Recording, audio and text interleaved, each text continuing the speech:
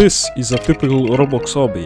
This is an actually good Roblox obby we're gonna be making today. By the end of this video, you'll see an obby so good it'll make the rest look like garbage on fire. Most of Roblox obbies fall into one of two categories. Either they're impossible or rage fest, designed to make you quit, or they are so bland you can play them with your eyes closed. Now don't get me wrong, this obby will still be very hard towards the end and also have easy parts at the start so players can warm up. So to make an obby that doesn't suck, I need two things. A theme that's not been done 1,000 times and levels that feel fresh but not impossible. For the theme, I went with floating islands with a bit of a steampunk look. It does kinda change depending which area you're in, but I think it's super cool and the players get the idea that different color equals different difficulty. There was one small problem though, I've never actually made an obby before. So I jumped into a few different obbies to get the feeling of what I needed to do. I figured out the basic bits as kill parts, spinning objects, disappearing platforms, but don't worry, there will be more complex stuff as we build along. After just 30 minutes of work, my obby is already looking 10 times better than 90% of those ones on the front page, and I haven't even started adding the cool stuff yet. There's also this thing I made where you have to turn off the valves for the flame to cut out and you can then pass, which I think is pretty cool. It's definitely not the usual obby obstacle, but it fits nicely and it's not too hard. After that I made some basic parts, but switched out red lava parts to this green toxic like mixture, just so it feels more original and stands out. We of course need to up the difficulty, so I made a new area, also added these leaderboards so you know where you are and how difficult it is. And now I have one question for you. Have you ever seen like a cool obby game pop up on your front page,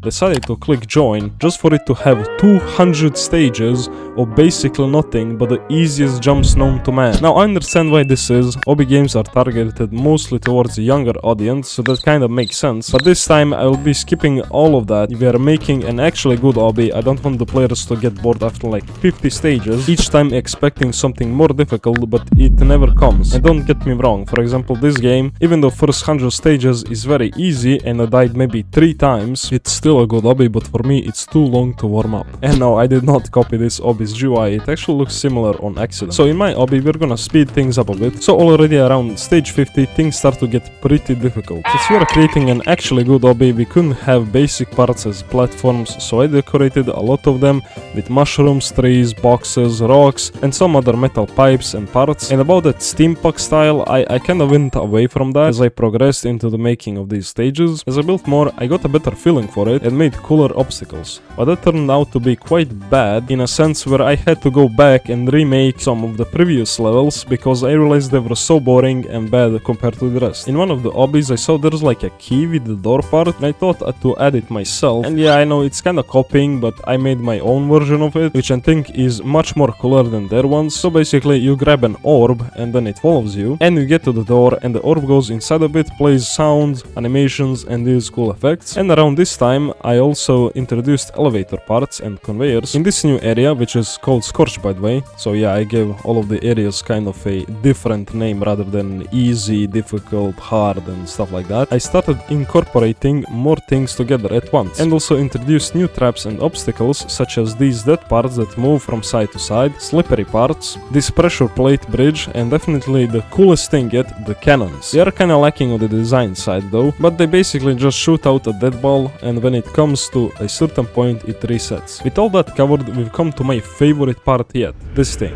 I'm not really sure how to introduce it, but this is the most difficult bit I made at the time. It has tons of stuff thrown in your face at once, and yes, again, I said that obbies don't have to be impossible rage fest, but before this I invited some friends to play and they said the obby felt too easy. So I decided to spice things up a bit, and I did. I spiced it up too much to the point where I had to change it because I'm pretty sure it was impossible, and even if it was not impossible, it was too hard way too early and players would just leave. Notice I said this is the hardest part yet. That's because in the next couple of days I started to just build up and added new stages that actually take some time to pass. And I'm also very proud of this swinging spike ball. It looks really cool and I haven't seen it in other obbies, although I don't play them, so maybe there is one out there that has this obstacle. In those couple of days I realized why people love to make difficulty chart towers. It's simple, towers are really fun to build, so I added another one. And yeah, I know these are not really towers, but They kinda are. You're like going up and there are very difficult parts, so I think that counts. Then after a couple of stages we get to the new area called Inferno. And I didn't decide to add one more tower or two. I added 6 more towers, and yes, these are quite small, but they are